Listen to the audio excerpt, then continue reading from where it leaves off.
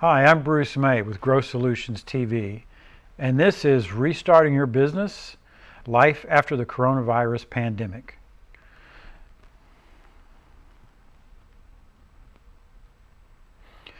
We decided to do this webinar, this free webinar, to help you deal with one of probably the largest, biggest challenges you've ever faced in your business. And that's restarting your business, restarting it after this pandemic. It's going to be a huge challenge. Some of you are going to get through it a lot easier than others, so we're going to just provide a lot of broad advice that you can apply to any business. We'll also look at some of the specific things you're dealing with in individual industries. It is really devastating for small businesses. And what we want to focus on is your business strategy. A lot of you have probably not done a lot of business planning. You may have started your business without any planning. A lot of small business people do that. And you figured out the hard way. It might have taken you 2 or 3 years to make your business profitable, maybe even longer. Well, we want to help you do it better this time. So we're going to do a little strategic planning, and we're going to focus on the needs and concerns of your customers. And what's on their mind? Well, we know what's on their mind. It's all about the virus. The virus has stopped us in its track. It's brought our economy to a halt. And it's forced you to shut down your business.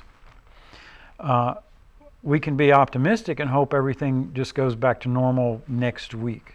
Today is literally the first day that Texas businesses, the vast majority of them, can go back into business. But the reality is going to be far different from that, in part because we've got over 30 million people out of work, unemployed, so that's going to impact your business. But also, you're going to have to deal with changes in your customers' behavior. And they have competing motivations. Obviously, there's a lot of pent-up demand, especially for certain things. None of us have gotten haircuts in 6 weeks, so there's going to be a line around the block as soon as the salons open up, and they're not allowed to open up yet here in Texas. But what happens next? Is everybody going to come back? Maybe not as fast as you think. If you can go 6 weeks without getting a haircut, you can probably go 3. So there may be some slowdown that occurs after a 30-day boom.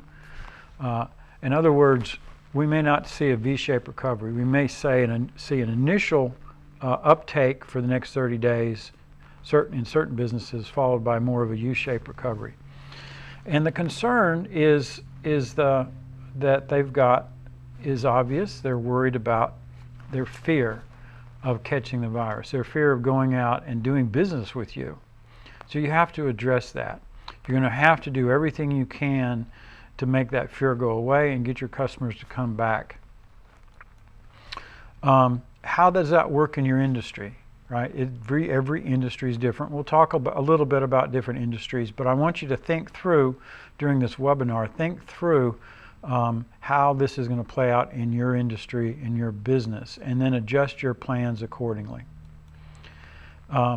They are key questions on the minds of your customers.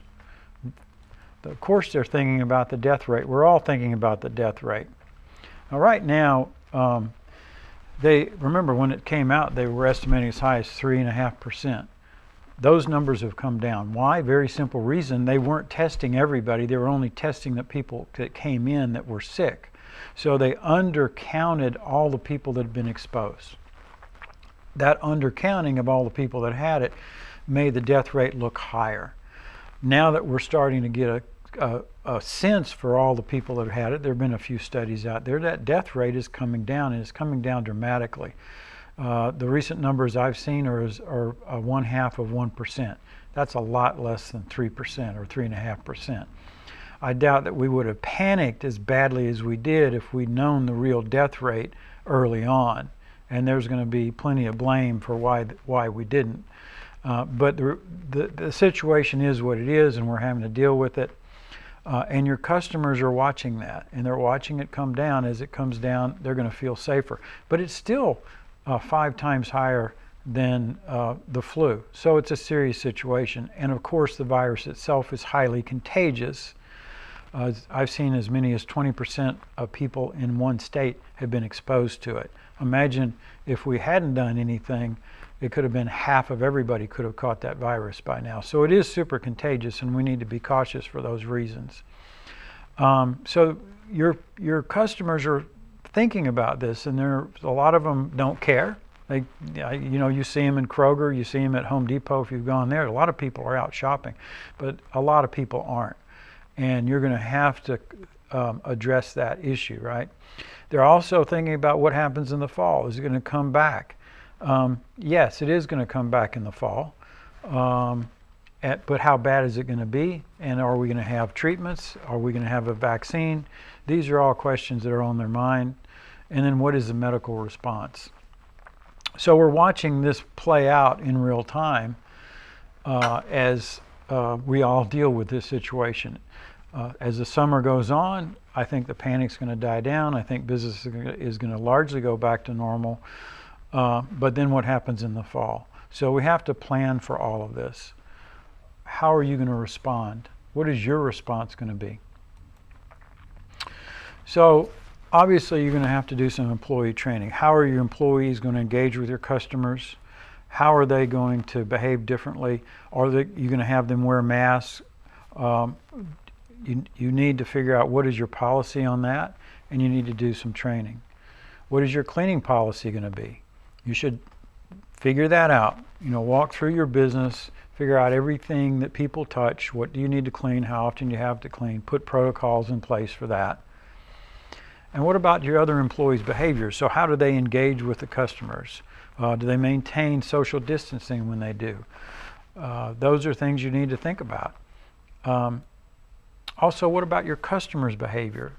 So how are you going to request that they behave in your place of business?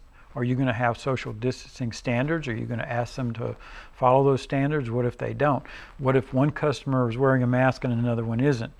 These are going to be real challenges that you're going to have to deal with, and you need to have policies in place, and you need to be able to communicate those effectively to your customers. So if you don't, for example, have a policy where everybody has to wear masks, you should say so. You should probably have a sign up. If you require that they do, then you need to have a sign up for that. And you need to be able to deal with complaints when one customer is upsetting another customer. A lot of things to think about. And what about physical changes? Are there physical changes that you need to do in your place of business? Do you need to put up plastic shields?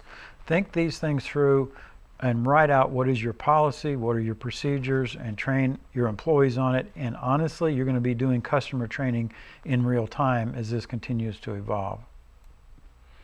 So let's talk about the business strategy and the other effects. What am I talking about? Well, there's lots of other effects.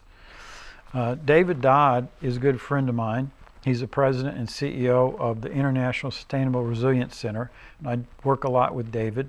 He's a good friend, and he is in the business of making economies more resilient. He's done this with hurricanes, tornadoes, floods, fires. He's done it in lots of different areas, but pandemics is an area that's new. And one of the things he mentioned to me recently was that this is going to accelerate us faster into the digital economy. And what does that mean? It means more mobile commerce. We're already buying more online. It means we're going to have more online purchasing, but not just purchasing, also all the apps that go along with that, shopping apps. People are going to be searching more online. If you're buying online, you're searching online, doing more product research online, which is good news, by the way. It's good news if you're advertising online, because what that means is that your online ads are going to be seen by more people. So there's an advantage and opportunity that you can take advantage of. It also means that there's going to be much more social marketing, right? Anything online. So you want to accelerate your work, your marketing in social media, social marketing and online ads.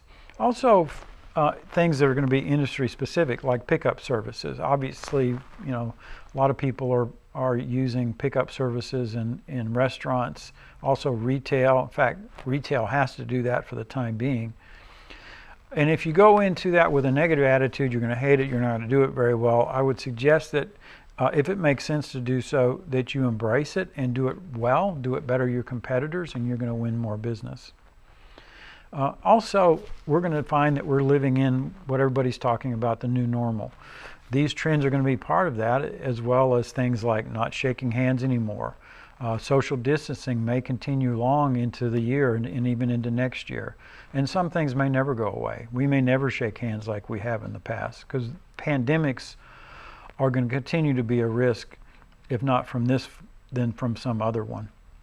Let's talk now about building a plan to rebuild your business, restart it, focused on the strengths and advantages in your market.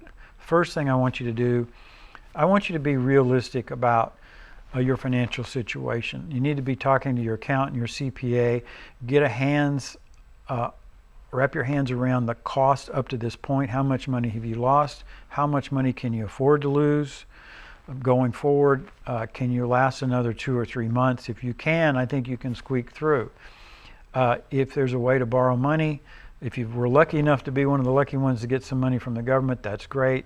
I have friends that have done that, and they're in good shape. If you were one of the unlucky ones that didn't qualify fast enough or to get in there quick enough and you didn't get the money, you can always borrow it if you think you can make it. So it's a tough decision. Be realistic about it. And once you decide whether you're really going to go for it, make sure you have a strong support team. That includes not only a CPA, but also an attorney, not necessarily a business coach, although it could be a consultant or a group, a couple of different types of consultants. A marketing consultant would be a really good thing to have right now. Have a good, strong team. As we said, identify both the good things in your market and the bad. The big bad thing is the virus itself. The good thing is really for everybody an opportunity to gain market share. In any industry, there are going to be businesses that don't make it. And it's a sad thing. I hate to see that, but that every business that goes out is opening up market share for you to gain. So remember, part of your goal should be to gain new customers, not just get your existing customers to come back. We'll talk about that more. Also, focus on, we'll begin with your existing customer base. You want to get them to come back, and you want them to come back as fast as they can. And address primarily those issues around, is it safe to come back? Make your business as safe as possible. Meet your customers where they are now. And where they are now primarily is thinking about the virus and is it safe to do business. But they also may be changing and adapting their behaviors. They may not be spending as much money because we are in a recession and we don't know how long it's going to take us to get out of it. Communicate with your customers. This is always important to do. It's always important to listen to your customers, find out what they're thinking, what they're feeling, and respond to that. It's more important than ever. And keep an ear to listening to how they're changing the way they do business with you. You really want to be on top of that. If you're going to do a marketing campaign to get them back, and you should, use all the marketing channels you can afford. That's just standard advice, but it's really important now because you do have the opportunity to leverage a marketing campaign to bring your existing customers back, and then also provide strong incentives. I mean very strong incentives, stronger than anything you've ever done. Whatever your best sale is, your best offer you've ever done in the past, I would double it. Use a database marketing system to drive those sales. So in our workshops that we do, we teach you how to do that. I'll touch on that today. You can always come back and take the longer version of this course. We actually are doing a course which you can buy.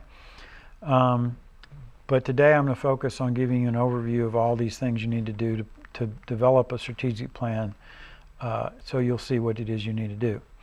And in line with that, it's really important that you set achievable goals and track your results. Achievable goals. Why make goals that are just sky in the pie? Pie in the sky. Something that is ridiculously optimistic. You can't achieve it, so you can't plan. You can't make a plan to achieve it.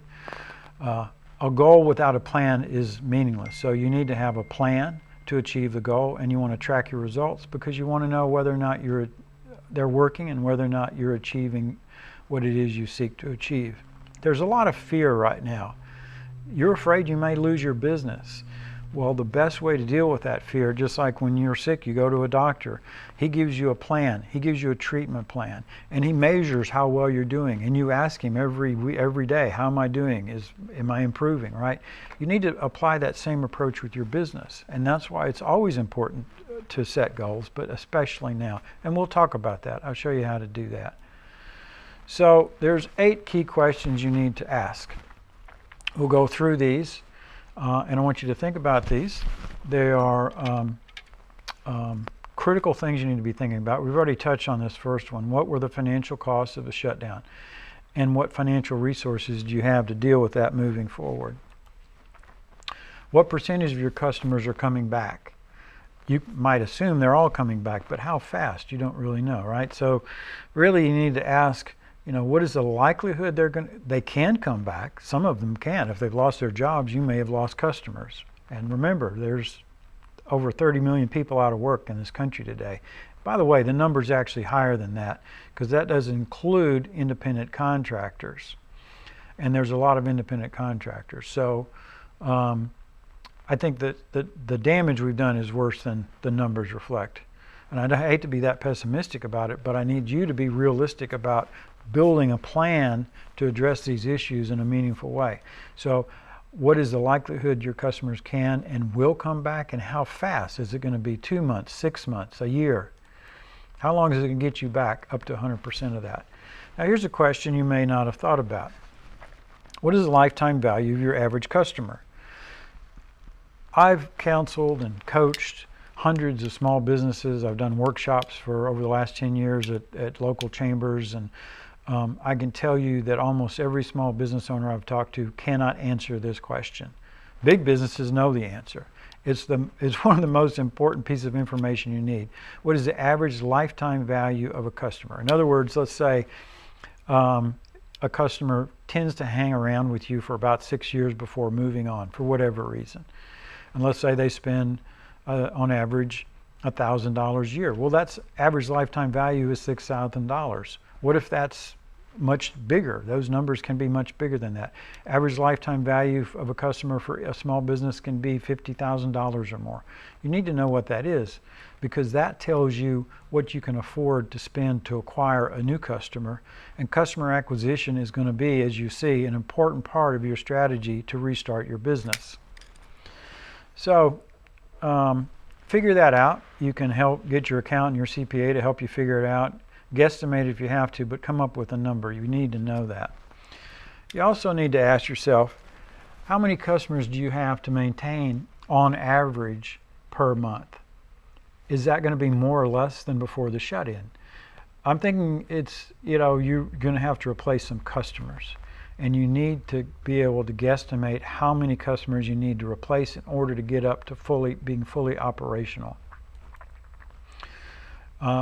So you need to figure that out. How many do you need to do? And how can you design a marketing plan to drive that growth? We're going to talk about that, and we're going to talk about what kind of marketing initiatives will work best under these conditions. So let's walk through an example. I'm going to use a hair salon, just an example, but these questions apply to any business. As I go through these questions, think about how they apply to your business and come up with some answers that we can apply. All right, here we go. You ready? What were the financial costs of shutdown? And I'm just making up numbers. So I put in here 2 months rent and utilities plus salaries, $25,000. It could be much higher than that. It is what it is for your business. Figure out what that number is. If you're a hair salon and you have independent contractors and not employees working at your place of business, then you wouldn't have salaries, but your rents and utilities and costs could easily be in the thousands of dollars. I would be surprised if any small business doesn't have tens of thousands of dollars of costs. What percentage of your customers are coming back? Again, you're probably going to be optimistic and think 90 to 100%. I think maybe, but maybe not as fast. So is it going to take 2 to 3 months? I think even that's optimistic. You're lucky if those are your numbers. But I say plan for the worst. Think 80%, think 6 months, and then go from there. And it could be worse than that. What is the lifetime value of your customer? I already offered this up an example. It could be much more than that. Figure out what that number is and write it down.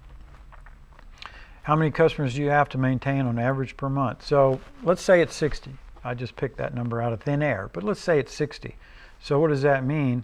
If I only got 50 customers per month, that means I need to get 10 more. And what if that number is much bigger? What if I need to add 60 customers a month or 100 customers per month? Can I do that in 1 month? Where am I going to find them? You have to have a marketing plan, a marketing strategy in place to acquire new customers. And I'm going to show you how to do that. So what kind of marketing initiatives will work best under these conditions? You probably don't know. How can you design a marketing plan that drive that growth? You probably don't know, but that's okay. I'm here to tell you how to do that.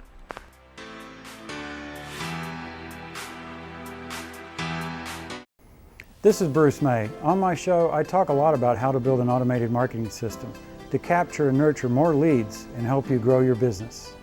You do this by entering contacts into the system where they can be nurtured by sharing content that helps educate them about their needs and your solutions.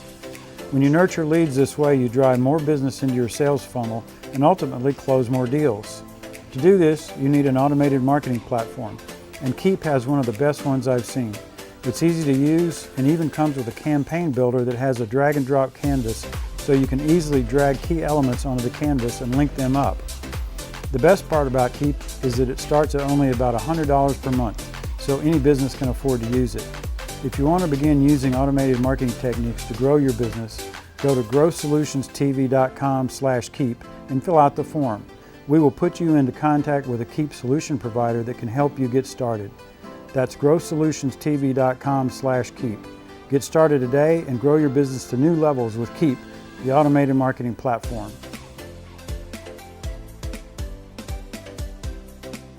So let's go back and talk about key metrics that you need to track.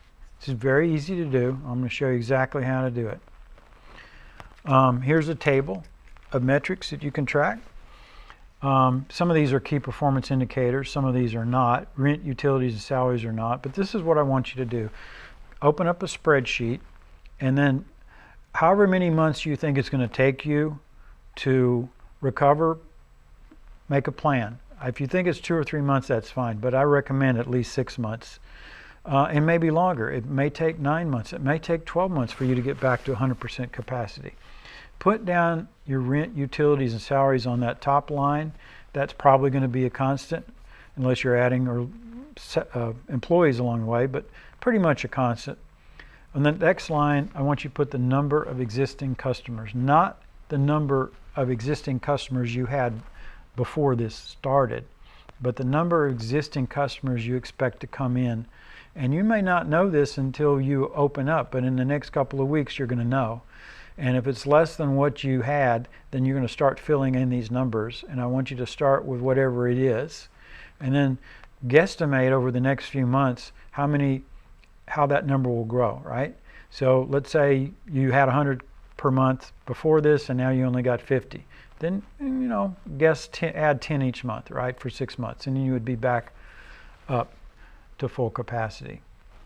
And you are guessing, that's why we call it a guesstimate, but you use your best guess based on the data that's available to you at the time, and you can adjust these numbers moving forward.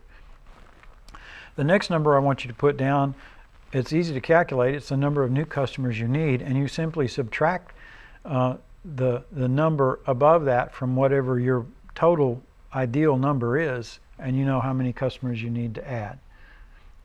And that's your goal. That's a significant goal. You may need to add 10 customers a month to get back to full capacity over the next 6 months. But whatever it is, if it's 10, if it's 50, it's 100, know what that goal is and then build a plan to achieve it.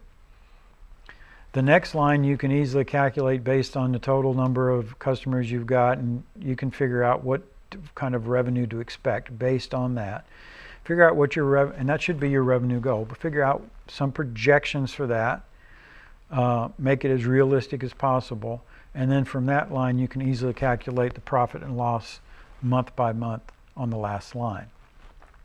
Why do you need these key metrics? For the very reason I said earlier. If you go to a doctor, you expect him to give you a treatment plan, and you expect him to list all the metrics, your blood pressure, temperature, whatever else he's measuring to make sure you recover. And he reports back to you, right? You need to do that for yourself for the same reasons. All right, we're going to talk about marketing initiatives. And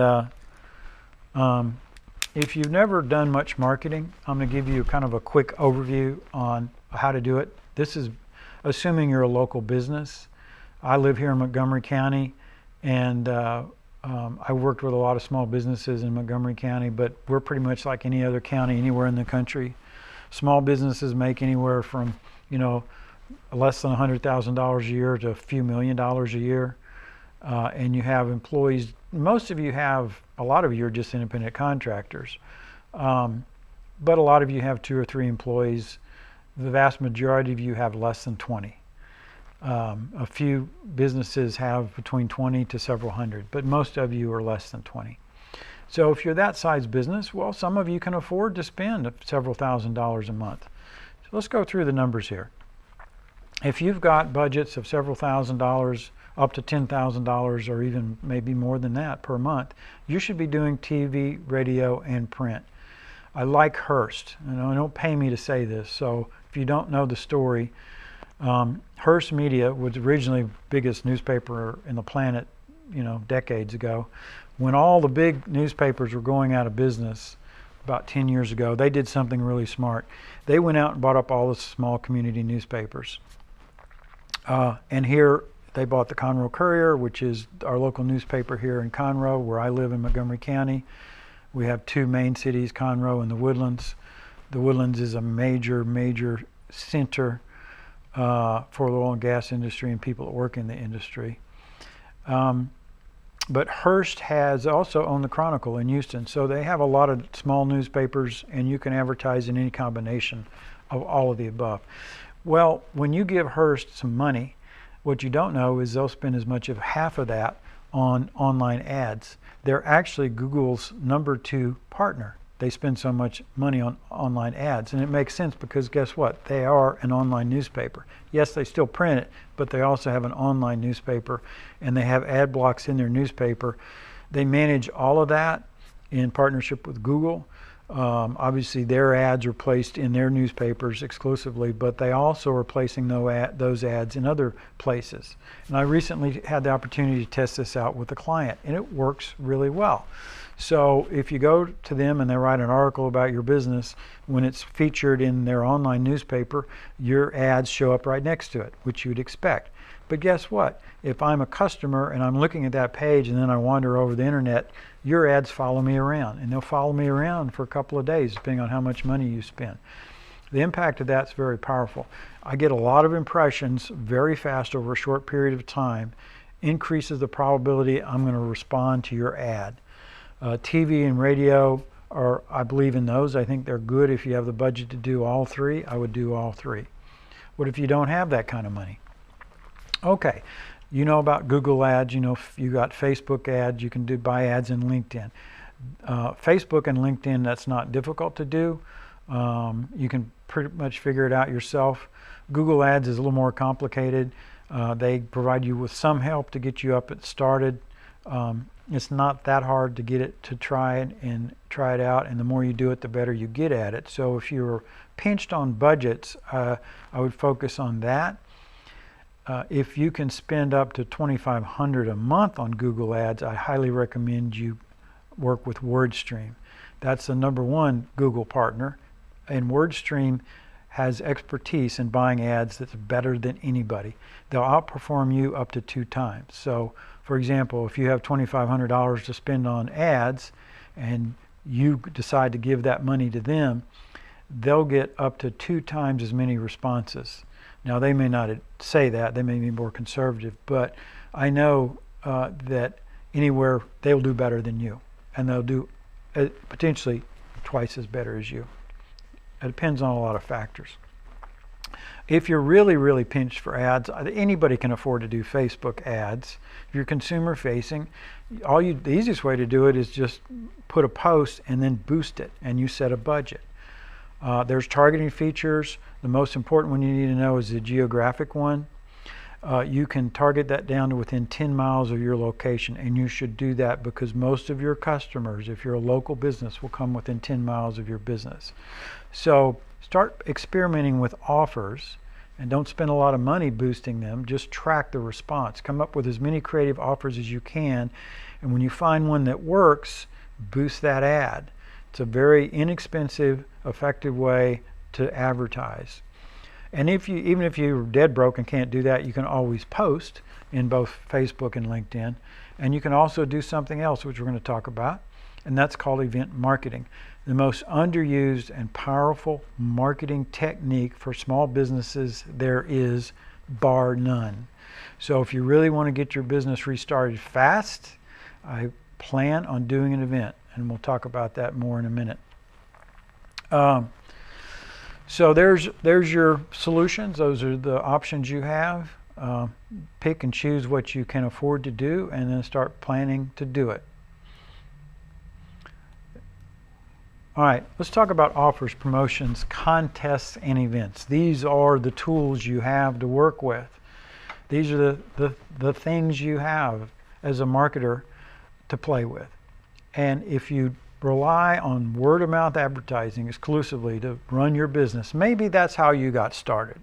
Maybe that worked for you, but how long did it take you to work? Was it a year, 2 years, 3 years? If you have an effective marketing strategy in place and you fund it with a little bit of money, you should be able to do better. Now, if you think back about when you started your business, let's say it took you 3 years to build up to full capacity. There's no reason why you can't do that faster, potentially in 3 months. So that's what we're talking about here, building a strategy using these tools. So how do we use these tools? What can you do? Let's go through them. Let's start with events. The most powerful way, as I said, to get people's attention. And you have to advertise the event, of course, but you can do that in Facebook. And if you can do an educational seminar or webinar, that's a great way to do it. Guess what?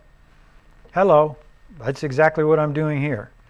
If you have a complicated product or you work in a complex industry, if it's technology involved in that, educating your customers is the smartest way to put them into your sales funnel.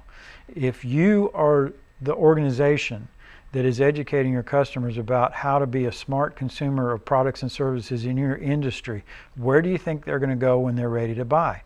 They're going to go to you. It's a very smart thing to do if it makes sense for you to do it. If not, well, I got an even better answer for you. Just have a party. Do something fun. Just a meet and greet, give away lots of door prizes, promotions, special offers, and make it fun. Make it exciting. Anybody can do this. So let's think about a hair salon. I love this example because I've talked to a lot of people that have started hair salons. I've gone to hair salons all over the county over the years, and I watch how they do it. And generally they start out slow and it takes them a while to build up. As the owner, they often go through stylists that really aren't the greatest stylists, and because they can't get the best stylists to come. If people were busting in their business to do business, you think they could get the best stylists in town? I guarantee you. But they're slow to get started, so it doesn't work so well, right? Well, I've recommended to every one of them, next time you start up, and this is everybody's restarting, right? Have a party, have an event, invite all your customers to come, invite all your friends to come. Have food, have drink. Give everybody a beer and barbecue, right? Limit it to 2 beers, but anyway, let everybody have a good time.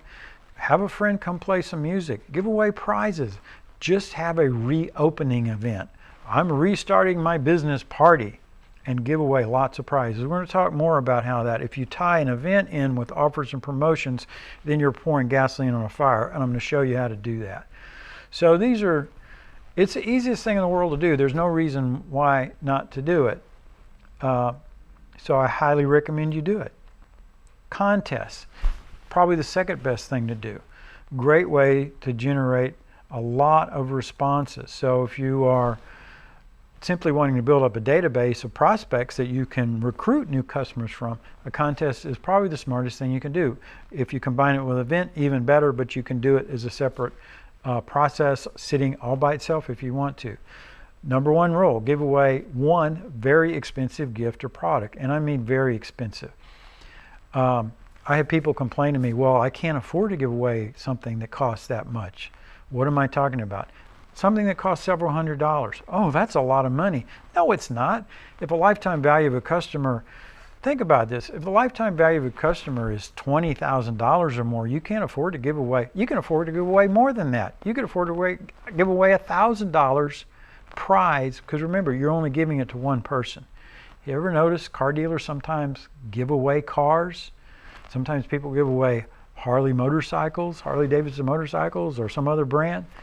It's a smart thing to do. Give away one expensive gift, as much as you can afford, and you can afford more than you think. Then give away lots of inexpensive gifts, because guess what? Everybody wants to win. So even if they win something small, it's good. It makes them feel good. It can be a coffee cup, something branded, something. Go to the stores that sell all the little branded products, promotional items, and buy a bunch of stuff and give it away. Mugs, coffee cups, whatever. T-shirts to me is the cheapest thing. I don't get excited about a t-shirt. I mean, sure, it has your brand all over it. Business owners get excited about a t-shirt. You think people are going to walk around advertising your company for free for you?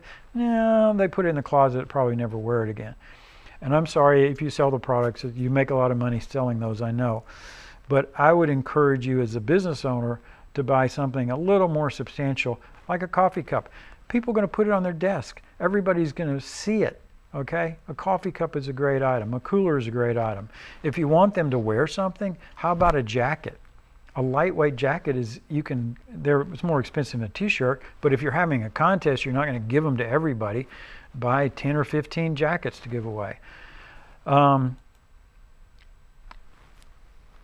Just be smart about it. Invest in giving that money to your customers, because you're advertising. You've got a marketing budget. It drives me crazy when people will spend thousands of dollars buying ads and won't give away one expensive gift to one person, right? You're engaging hundreds or thousands of people to come in and engage with you and your business, and you can't afford to give away one thing. You'll spend thousands and tens of thousands of dollars on advertising. Well, that's your budget. Cut some of that money out of the advertising budget, take it away from the media company, and put it in your customer's pocket. Your customers will love you for it. Does two things for you. It lets you build a database of prospects, and it brings new customers right in your door. So contests are great, especially when it's used in combination with event marketing. So I recommend you do both of these things. So here we go. You know about loss leaders, right? If you're in the retail business, everybody has a loss leader. It's just something that's sold at or below cost in order to generate traffic. Well, let's say you have a hardware store and you have a loss leader. You have a discounted lawnmower. Well, that's a great loss leader, you know. I've seen lawnmowers for $100. They're not expensive. How about, and I don't mean permanently, but how about for the next 30, 60 days while you're starting your business, you give away a riding tractor. You go, but that costs like $1,000. I bet it doesn't cost you $1,000. You know, $500, that's the cost of an ad in a newspaper. Instead of giving it to the newspaper, give it to your customer. And you still have to advertise somewhere, but literally, what's the difference between putting that money in the pocket of a media company as opposed to putting it in the pocket of your customer? I guarantee you'll get a bigger response if you put it in the pocket of your customer. So give away, have a contest, give away a free tractor, sometimes over the next 30, 60 days, and then have a contest and give away a lot of smaller items in the process. Here's my formula for doing a contest this way. So you have first place, one premium item. It costs you several $100s at a minimum, more if you can afford it. Second place, 5 to 10 items, nice items, a little jacket with your brand on it or something like that. And third place, 20 or more small little trinkets, things you pick up that cost you a few bucks or less, right? 20 to 100, the more the better, because you want to have everybody should be a winner if you can make everybody a winner. Don't get me started on that from a liberal point of view or a conservative point of view. I'm not talking politics here. I'm talking about winning over customers, right? 20 or more things make everybody a winner. And don't forget this, you always want to have a special offer for everybody. Everybody gets some kind of deal that's not standard, right? It's like I was talking about earlier. Come up with the best deal you've ever given and double it. If they enter the contest and you get their name, it's worth it. If they come to your place of business, it's definitely worth it. All right, let's talk about promotions. Promotions are the lifeblood of your business. You may have been doing a lot of these in the past, so look back at everything you've done. If you haven't been doing them, you should be doing them. It's a great way to generate business in slow times, and boy, does this ever qualify. So you want to have a powerful incentive to bring your existing customers back. You can also offer referral fees. I was at an event at a Chamber of Commerce meeting, I think it was down in the Woodlands, and there are a lot of real estate agents belong to those chambers, and everybody was standing up talking, telling them what we did, right? And I think we're on our 5th or 6th real estate agent when somebody stood up and said, very simply, I give a $100 referral fee to anybody that gives me a new customer. And they sat down, and you could hear a pin drop. You know what happened? People, after the event was over, were running up and getting her card, right? So referral fees are easy to give, and $100 is not unreasonable for a new customer. They're going to be worth a lot more than that. Design promotions for specific customer segments. Now, I haven't talked a lot about customer segments. That is a big topic. I just want to briefly touch on it. As an example, so the hair salon, there are obvious customer segments in most businesses. Hair salon, men versus women, clearly different product services. You also do it by age, seniors, adults, children. However it makes sense in your business, there should be some standard common ways to define customer segments. Think about doing unique promotions for each one of those. Each customer segment deserves its own, if it makes sense, right? It should have its own offer. In a hair salon, for example, men's haircuts are not as expensive as women's haircuts, so it almost demands that you make a different kind of offer. Design an annual plan. This is smart. Do you think about it at all?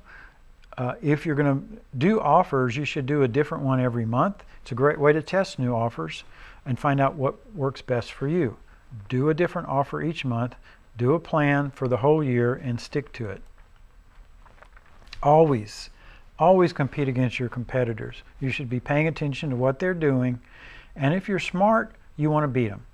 If they give 20%, at least give 25% off. Whatever they offer, try to beat them on their offers. It will pay off. And probably the most important thing I can recommend is you innovate, creative promotions of your own, in line with some of the things I've been suggesting today. Innovation, innovation, innovation. That's going to be the key to your success in getting through this pandemic and restarting your business successfully. The companies that innovate the most and adapt to the situation are the ones that are going to be successful. And so you can innovate in any area of your business. Innovate with promotions. Innovate with the way you provide services, the way you package them, the way you price them. Innovate around the entire customer experience. I'm not going to talk a lot about customer experience today, but it's hugely important. If you only think about your business in terms of the products and services you deliver, think bigger. Think about the entire experience a customer has. And you know this intuitively. You win and lose customers based not just on your products and services, but the entire experience. If they have a bad experience, they're probably not coming back. And worse, they're going to tell all their friends. Restaurants know this well. They live and die by the customer experience. That's why if you have a bad experience at a restaurant, they usually try to fix it before you leave. If you say anything, the worst thing that can happen from their point of view is for a customer not to say anything, because they'll go tell all their friends they had a bad experience. They didn't give the business an opportunity to address it. But beyond just customer service, if there's an innovative way for you to improve your customer experience, you should figure it out. Maybe it's adding an assessment, a free assessment or free inspection, or just teaching your employees to smile when they talk to the customers. The company that innovates the most will be the most successful, guaranteed. You started your business. You started it from scratch probably, and it probably took you a long time to get it up and running. Well, you can do it again, only this time you can do it better. If you follow the best practices I've showed you today, there's no reason why you can't get through this and survive it. And if you get to the other side, you're going to thrive in parts because not everybody's going to make it. So you're going to have the opportunity to gain market share. So plan on that. Plan on growing your business beyond what it is today. Get through the next 3 to 6 months and grow your business bigger. It's a great opportunity. Great opportunity to start a new business, by the way. Mark Cuban said as much this week on national television. Somebody called in asking him the question. He says it's a great time. Why? Because it's about innovation, adapting and innovation. And these are his words: the company that innovates the most will be the most successful. So if you want to start a new business, great time. Come up with a new, innovative way to deliver services under this new normal we're living in, and you will succeed. If you want to learn more about this, I tried not to promote this that much. I wanted to just give you some good, solid advice on how to get your business started, how to restart your business and get it going again. But if you like what you heard, we're going to have a longer version, a lot more content. It's only $99. It's going to be in addition to what you saw today, and you'll be able to go online and watch it at your leisure. You don't have to consume it all at one time. There'll be at least 3 hours of content. And I'm going to very briefly run through here and show you what we'll cover in the course. So we'll teach you how to build a marketing machine, one using automated marketing platform like Keep. Doesn't have to be Keep, something that captures and nurtures leads. We'll show you all the best practices in that. We'll show you, if you have a sales staff, how you can have your marketing department generating leads, nurturing leads, and giving qualified leads to your sales department. And my gosh, will they ever love you if you do that for them. That also drives down both the cost of marketing and the cost of the sale. It's just the smartest thing to do, particularly if you have a sales force. We're going to have a special module. These are all individual modules, by the way. I haven't counted how many because I've just put this program together. So we'll have a module on the voice of the customer. The voice of the customer is how you understand your customer. The success of your business depends on this, right? You need to understand how they want to be served. You need to understand what kind of customer experience they want and expect. And you need to manage their expectations, but also live up to that. And engagement's key to making that happen, because you engage your customer not just when they transact with your business, but every time they engage with you, from marketing to sales to delivery, all along the way. That's all part of the customer experience. We're going to have a whole module on customer segments, which I gave you one example of that today. You can segment your customers any way that makes sense. It's an important thing to do because you need to modify how you engage with each segment. And you need to make sure they're real and not just something that you think is real. We'll show you how to do all that. Segmentation allows you to develop campaigns that target specific customer segments with information and promotions designed specifically for them. That means you can better manage your budgets and produce higher return on investment. We'll have a whole module on customer personas. A persona is simply a made-up fictional character that represents a customer segment. It's a very useful thing to do. You can actually use customer personas when creating ads. You can write scripts that are based on customer personas. When you watch national advertising campaigns, for example, almost every character in a national advertising campaign is a persona. It may be a global persona representing their entire customer base, but very often they run separate campaigns with separate personas, and you can pick up on that. So here's a very simple one for a B2B business.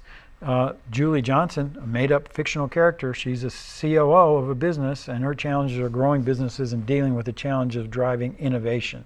If you're a B2B business, that may be a perfect customer segment for you. So we'll cover all that, teach you how to do it.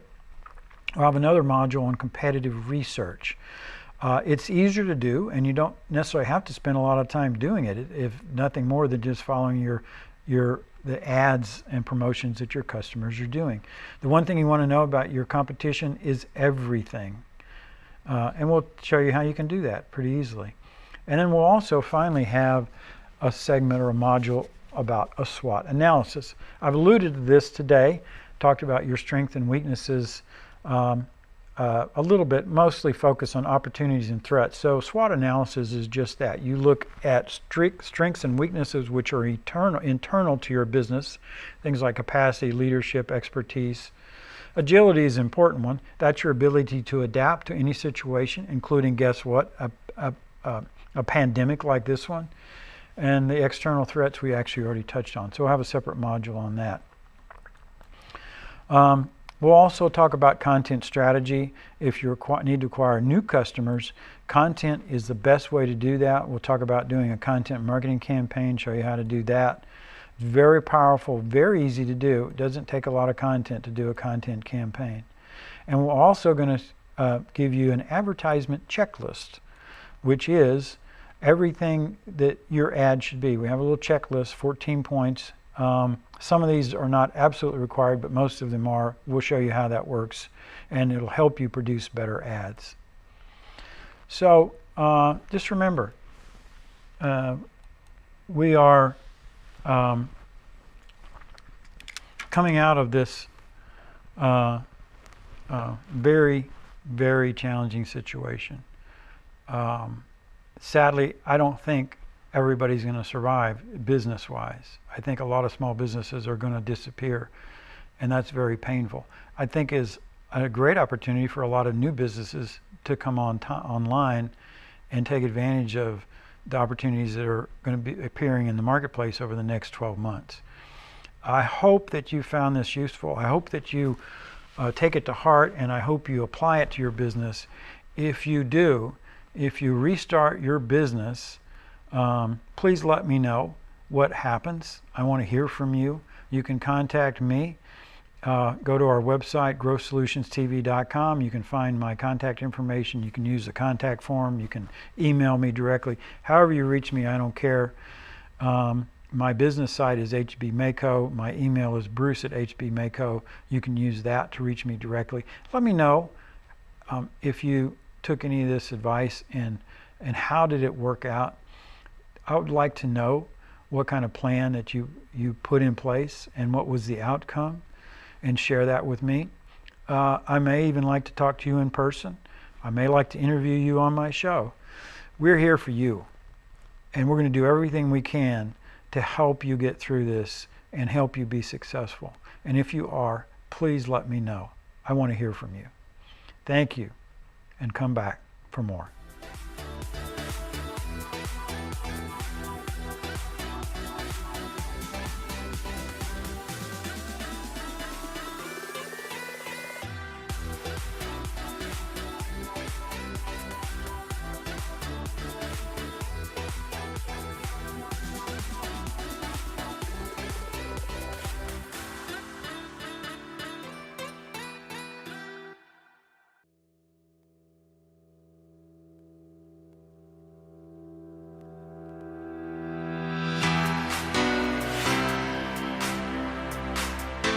All right, so we're going to talk now about building a marketing system. I've alluded to this earlier. I teach a lot about this. It involves using automated marketing systems like Keep. I'm going to give you a very brief overview of how that works today to give you a sense of what it can do. They're very easy tools to use. They used to be difficult and complicated, and they keep getting better and simpler all the time.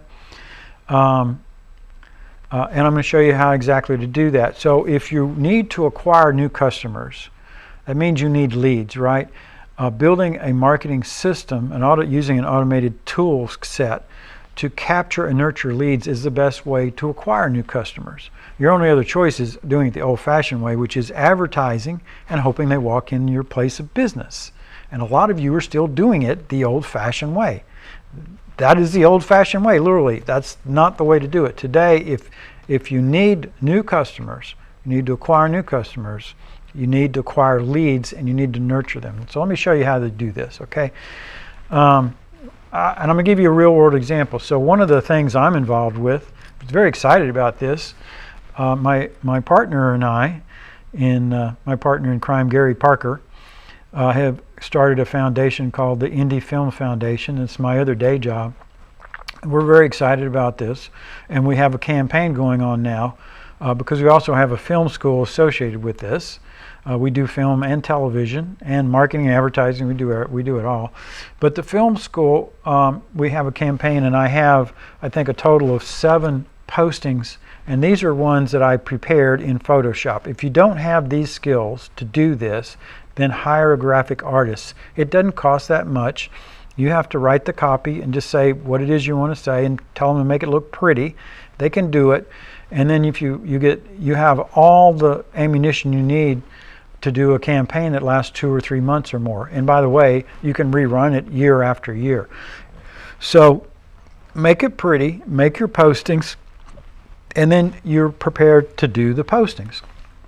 So here's an outline for what we can do, and this is a lot. You don't need to post more than once a day, and in some cases that's too much. But we're being very aggressive with this campaign, so we're posting up to 4 times a day in Facebook and LinkedIn. And each one has a different message, but they're all designed to drive traffic to the film school. And we're actually doing the first class is free, so we're driving traffic to the first free class. And that's our plan. It's very simple. Once you lay this out, it doesn't take you 5 minutes to do it, so there's no excuse not to do it. I hear small business people telling me all the time, well, I can't remember to do it, I can't do it, my day's too busy, there's not enough time in the day. It takes 5 minutes to do a posting if you've already got it prepared and ready to go. Team up with a graphic artist, get it ready to go, and then just discipline yourself and make a spreadsheet and put a check mark every time you post so you have a track record of what you've done. Here's how it works. So if they see that and they click on it in Facebook or LinkedIn, it drives them to a landing page. You can create a landing page and Keep. And the landing page is the other part of the ad, right? So it could be very simple if you just want to capture their contact information, their email address. That's called a squeeze page, by the way. You don't put a lot of information about what it is you're advertising. You just capture their information and let them go. But if you really have a real ad, it's hard to put a lot of information in a post. What you can do instead is, and particularly if you're doing a Facebook ad, by the way, you literally cannot put much information in it. So you have to put the information in the landing page, and that's fine. So in this example, you'll see there's some information there about the school, and then there's the form to fill out. There's the form. All we're asking for is their first and last name, their email, and phone number. Now what happens when they register, they can watch the first class for free, but it'll send them to the PayPal page where they can actually buy the course if they want to buy the course. So it's a good example of selling an online product, but it'll work for anything. If you're just trying to capture leads, all you want to do is get their email address so you can email them. So really just put your value proposition there, and then capture their email address and their name, and then you can email them automatically over and over and nurture them until they become a prospect. It's very easy to do, and it works. So here's some information in Keep. This is a made-up campaign, so I don't really have any real numbers on this, but I just show the submissions. You'll see here, Keep will track emails. They'll track the number sent, the number delivered, the number of opens, the click-throughs. Keep will track click-throughs not only in buttons and emails, but also in buttons in forms, right? So if somebody submitted a form, it will count that, and you get 32 submissions. That's pretty darn good. That's a good number. And of course, you could get a lot more than that. Keep. I'm going to show you how you create this. This is really pretty cool. What you're looking at is Canvas 1. They have 2 levels to the canvas, and you see all these little features here, these little tool sets on the left. They call them goals because every time somebody does something, it's basically you're achieving a goal. Every time they submitted a form or looked at a landing page, every time you've applied a tag, every time they've opened an email, that's an achievement, right? So they try to get you to think in terms of goals. But these tools are very easy. You just drag and drop them over on the page, and then they automatically connect to something else, right? So I have a landing page. I'm not going to show you the tool itself because it's dumb simple. Anybody can create a landing page very quickly using this tool. And once they fill it out, then they go into this sequence. This is called a sequence. I've named it my tag and notify sequence, and if I click on it, it'll open up level 2. So this is level 2. You'll notice there are a lot of other tools on the left. It's a different set of tools, so I can do different things. I can send out an email, I can apply a tag, I can create a task. And that's what I've done here. So I immediately apply a tag. Tags are a great way to segment your customers if you know what segment they're in. If you've asked them, are they a man or a woman, you can tag them as a male or female, and that works great if you have a hair salon. If you don't, you can just tag them that they replied or responded, they're engaged with you, right? They responded to your campaign. So at least put the name of the campaign on them at a minimum, right? So you know that's where they came from. I created a task here. Again, I'm not going to show you the task. I want to be brief, but the task is simply contact this person, right? If it's a lead, on the minimum, I'm going to email them, so the system will send me an email and remind me to email them or to call them. And if you have salespeople, well, okay, you just automated that process and made their life a lot simpler. I also have an email that's a customer notification. Those are my titles, by the way. I'm sending a notification to the customer thanking them for filling out the form. Always do that. Thank them for that. Let them know that you heard them, right? You don't create an automated process and not fail to acknowledge there was an engagement, right? That's a no-no, right?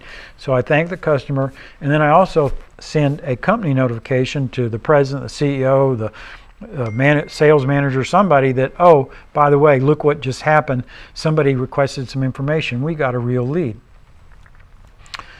We're going to talk about your overall strategy, but I just want to say this. We are going to have a follow-up workshop, online workshop. It's only $99. So if all this is new to you, come back, sign up for the workshop, and we'll have up to 3 hours of content explaining all this in greater detail. Literally everything I've been talking about all day. We'll go over everything. Today, I'm just trying to give you a jump start to get you started right with a strategic plan that will work. So let's kind of give a review here of the things that I've been talking about and what needs to be in your plan. As we said, you should be building around the strengths and advantages in your market. You should be looking at, what can you do and what's going on with the business environment. What should you expect? Well, Trump said it himself, the impact on the economy is worse than the disease. If you're a small business owner, you identify with that. You've been sweating bullets from the day your business was shut down, and you've been worried to death, sick to death. How do I get it back without losing my business, without firing employees? If you were lucky, you got some help from the government on that. If not, you're on your own. Testing is going to be critical, and let me explain why testing is so important. Remember, we talked about the fear of doing business with you. You've got to do everything you can to make your customers feel like it's safe to come back and do business with you. And a lot of them are not going to care. They're going to be back tomorrow, if not today. but some of them are going to hold back and be concerned. Testing is going to help solve that problem for you, because as testing increases, we're going to get to the point where we're testing everybody, and everybody's going to want to be tested. Then the population, the entire country, is going to get a better handle on just how dangerous this is, and it's far less dangerous than we were led to believe. If you get it and you have a comorbidity factor, if you're diabetic, obese, have COPD, dealing with cancer, anything that could make it worse, it is very serious. We acknowledge that, right? And we need to protect those most vulnerable people in society. But the rest of us need to get back to work. Testing is going to make it apparent to everybody that it's serious, but if you're pretty healthy, it's not as dangerous as we've been led to believe. I don't believe it is. It is very dangerous if you get it and give it to somebody who's vulnerable. So we still have to do our best to protect everybody. We do. Whether that means wearing masks, social distancing, we need to do that. But we still need to get back to our lives and start making money again. Testing, I think, is going to take the pressure off, the concern, and a lot of the pain away, and that's going to help you reassure your customers. And that's going to happen organically, not necessarily something you need to make happen. Social distancing will continue at least into the fall. That's just my prediction. I think a lot of behaviors are going to become permanent. I think there's going to be a lot less handshaking going on. What does that mean for your business, right? So if you're a restaurant, it means a lot. It means you got to spread out the tables, the chairs. You got to find creative ways to add space. How much outdoor space can you add? What does that mean for your business? If you're lucky, it's not going to have a huge impact and you'll be okay, but figure that out. A vaccine will solve the problem, but when is that going to come? They've been saying not till next year. There's some news now that maybe they could get it sooner. Let's hope they do.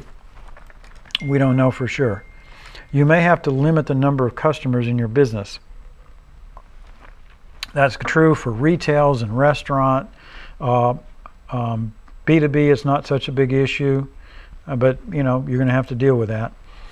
Some consumer businesses will have minimal social distance challenges. So things like dry cleaners, auto repairs, home services, business services, they're not going to have as big a problem, but be conscious of it. Be respectful of it. Don't hold your hand out and expect everybody to shake it. Stick out your elbow out there if you have to. A lot of my friends are doing that, but don't shake anybody's hand unless they hold their hand out first. And as far as I'm concerned, you can politely deny to shake anybody's hand right now. The economic recovery is likely to be slow for most businesses through the end of this year. That's my view. I hope I'm wrong. I'm thinking we're going to see a short-term V-shaped curve over the next 30 days because there's all this pent-up demand. But I think then we're going to go into a U-shaped curve and it's going to be slow. And then we hit the fall and we could have this thing come back, so it could slow down again and then go into another U-shaped curve. If we go back to full employment in 12 months, I would be super happy and I'd be a little bit surprised. So as I say, plan for the worst and hope for the best. The travel industry, that's not going to recover for a long time. We know that. And you can see how bad this pain is going to be for the whole economy. Just consider travel, entertainment, sports, and throw in on top of that 30 million unemployed, plus more that we aren't counted, like independent contractors, people that own their own business and can't unemploy themselves. There's a lot of pain. 30% drop in GDP, maybe greater. This is like the Great Depression. This isn't like 2008. So I hope that you've been taking a lot of this advice to heart. I think you have a good chance of saving your business. If you can just hold on, then I think you can make it through it. Let's talk a little bit about more about the business environment. So large parts of the workforce have discovered that working at home really works. Right? So what does that mean for businesses? Businesses are going to be much more likely to let you work from home, And I think you're going to see a lot more employees working from home, because guess what? A lot of people can be even more productive at home. Why is that? Well, isn't home full of distractions? Kids running around, TV. I mean, people aren't disciplined. As an employer, how can I trust my employees to work from home? Guess what they don't have? They don't have other employees. They don't have drama. They don't have all these distractions at work that you can't ignore. You can't ignore distractions at work. You can ignore distraction at home. You work from home, the first thing you do, you set up a home office and you have rules. Kids don't come in here when I'm working, right? The kids stay out, the dogs stay out, I'm not watching TV. It's amazing just how productive people can be working from home. So think about that as an employer. What does that do for you? You need less office space. You can save rent on, if you've got a lot of people can work at home, and maybe it's not everybody. Maybe it's 50-50. Some businesses are going to have to do that just in order to spread people out. Well, okay, get rid of half your office space. That's going to make you more profitable immediately. Consumers, they've discovered eating at home and Grubhub. Have you noticed how many restaurants are now offering pickup service? David Dodd, who I interviewed earlier, you saw my interview with David, he was telling us about a restaurant who is now selling food like a grocery store, uncooked, prepared meals, uncooked. So they spread out their tables for social distancing, and they put up little mini racks to fill up the space with take-home meals. So you can go to the restaurant, eat a meal, grab a couple to take home for the next night or two. Brilliant idea, brilliant. That one idea could save so many restaurants. So if you are a restaurant, think about that. Great solution, right? Consumers have accelerated their move to online shopping. What that means for you is, if you have the ability to have an app and provide at least some products and services online, now is the time to do it. Go online if you can. We've all discovered the importance of protecting seniors, so be respectful of that, right? Recognize that your customers may have seniors living at home. Families are going to not stop seeing each other, right? That's part of the challenge of this. So everybody's going to do what they can to protect seniors, but that's why we have to keep doing social distancing, and in some cases wearing masks, whatever we have to do. So be respectful of that, and help your customers feel that you are a virus-safe business. I think we need to create a banner, virus-safe business. Make up your own, put it outside your wall. Americans will demand that our government be better prepared. And I'm not being political. I'm not blaming either party for this. I'm blaming, this is a systemic solution. We walked into this unprepared. I think we overreacted. I think a lot of small businesses are going to go out of business because we overreacted. And that's sad. That's really sad.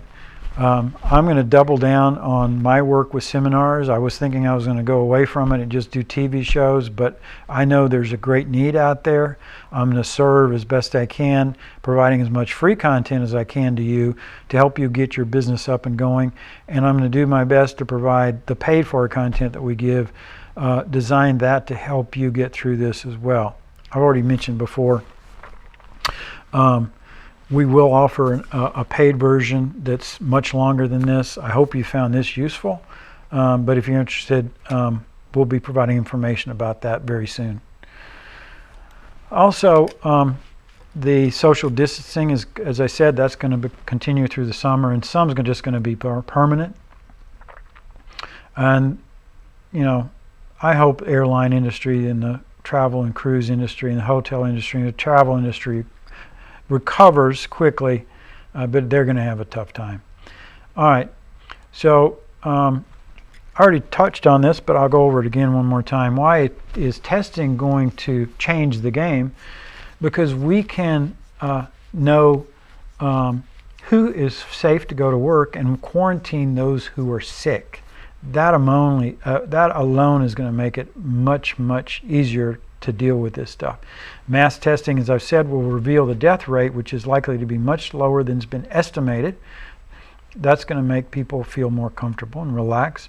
And when people understand the virus is highly contagious but not as deadly as thought, they'll become more comfortable living with the risk and doing business with you. Testing will also allow us to quarantine only the sick, leaving the rest of us to work safely and play. That's the herd immunity that everybody talks about, so we can all go back to our lives. Build your strengths and advantage around your market. I'm just reviewing here now for you what we talked about.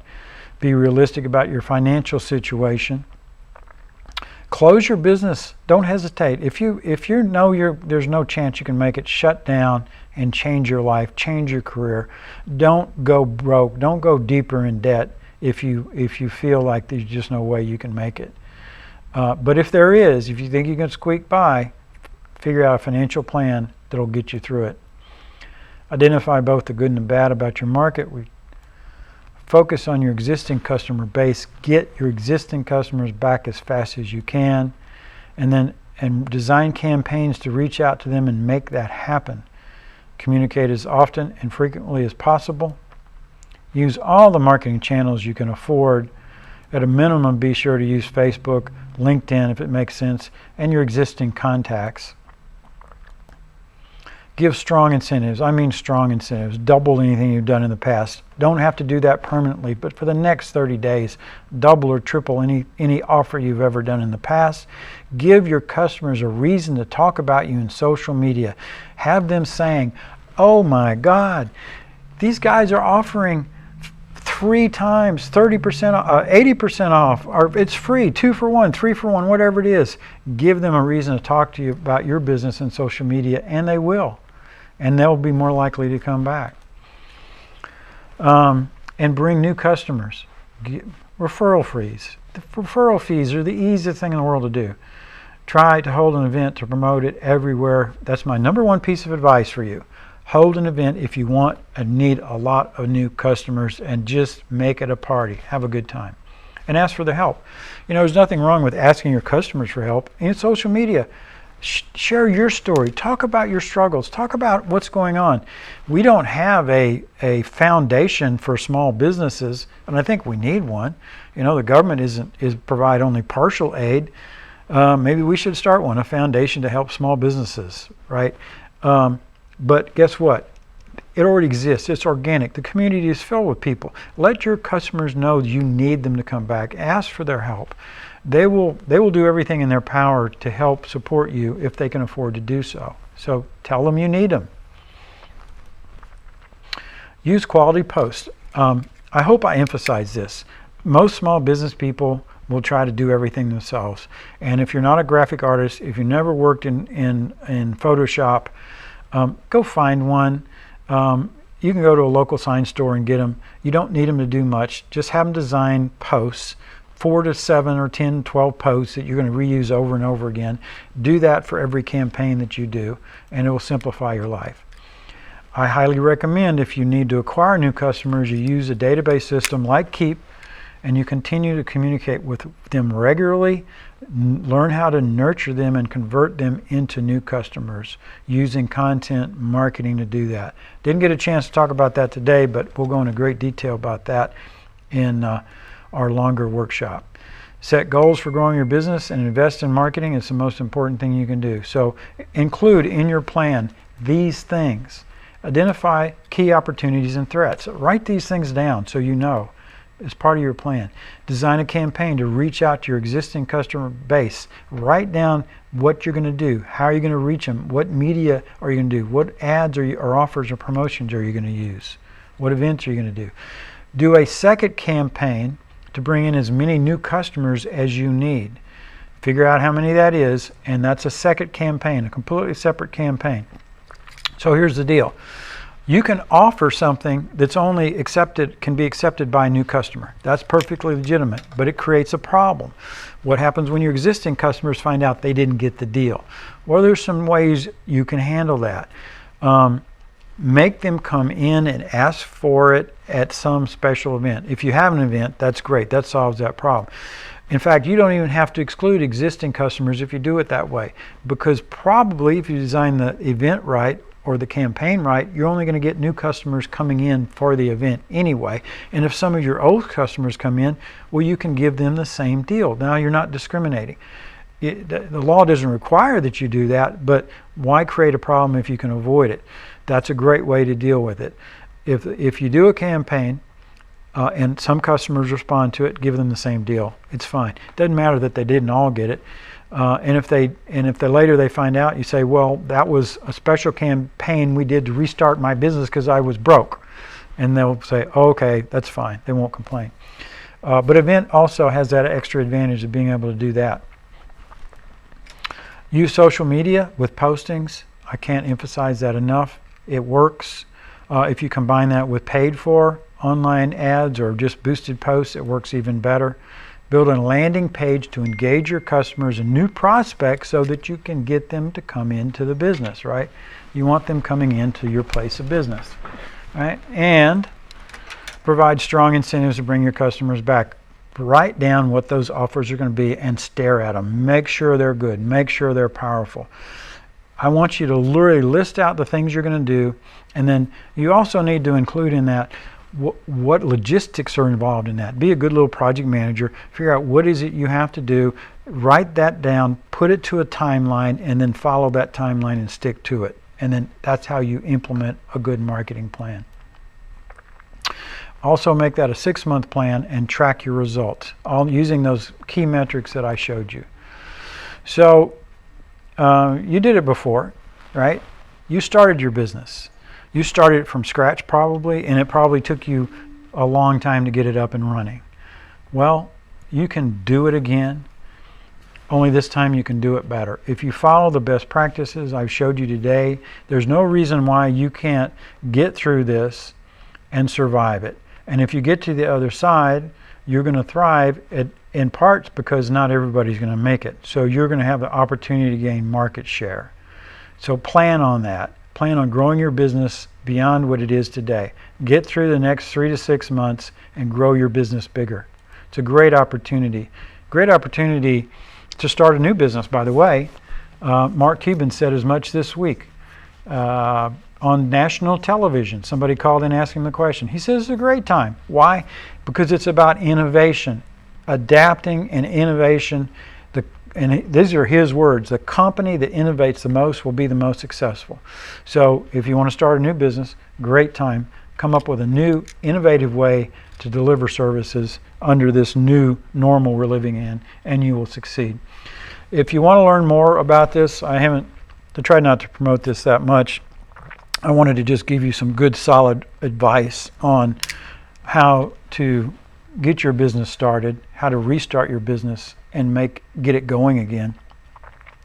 But if you like what you heard, we're going to have a longer version, a lot more content.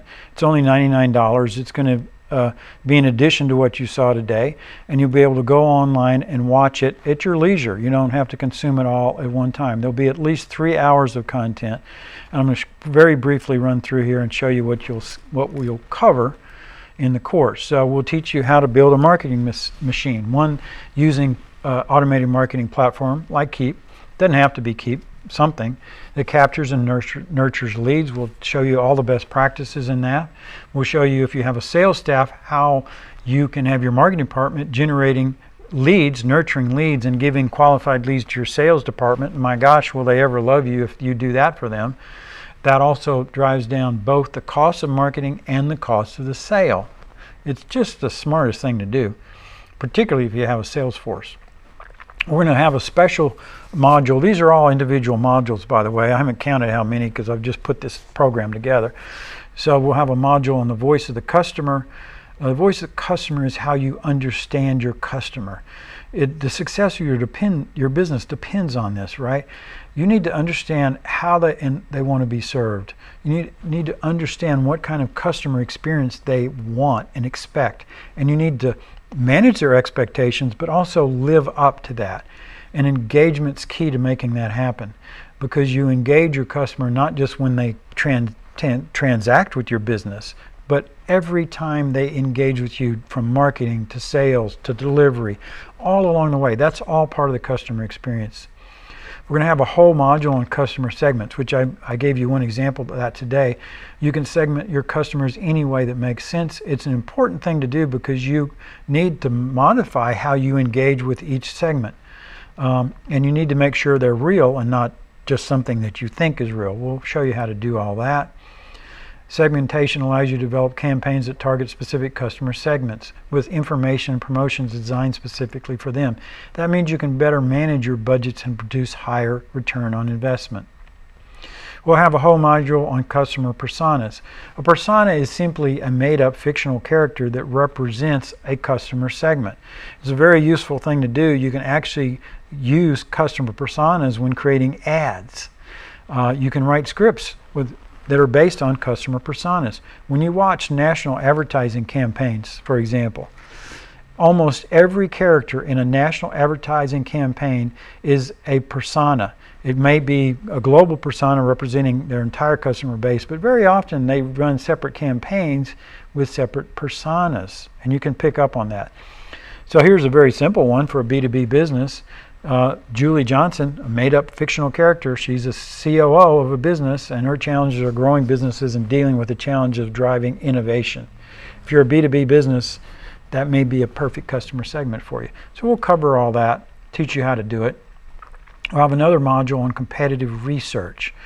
It's easier to do, and you don't necessarily have to spend a lot of time doing it, if nothing more than just following the ads and promotions that your customers are doing. The one thing you want to know about your competition is everything. And we'll show you how you can do that pretty easily. And then we'll also finally have a segment or a module about a SWOT analysis. I've alluded to this today, talked about your strengths and weaknesses a little bit, mostly focused on opportunities and threats. So SWOT analysis is just that. You look at strengths and weaknesses which are internal to your business, things like capacity, leadership, expertise. Agility is an important one. That's your ability to adapt to any situation, including, guess what, a pandemic like this one. And the external threats we actually already touched on. So we'll have a separate module on that. We'll also talk about content strategy. If you need to acquire new customers, content is the best way to do that. We'll talk about doing a content marketing campaign, show you how to do that.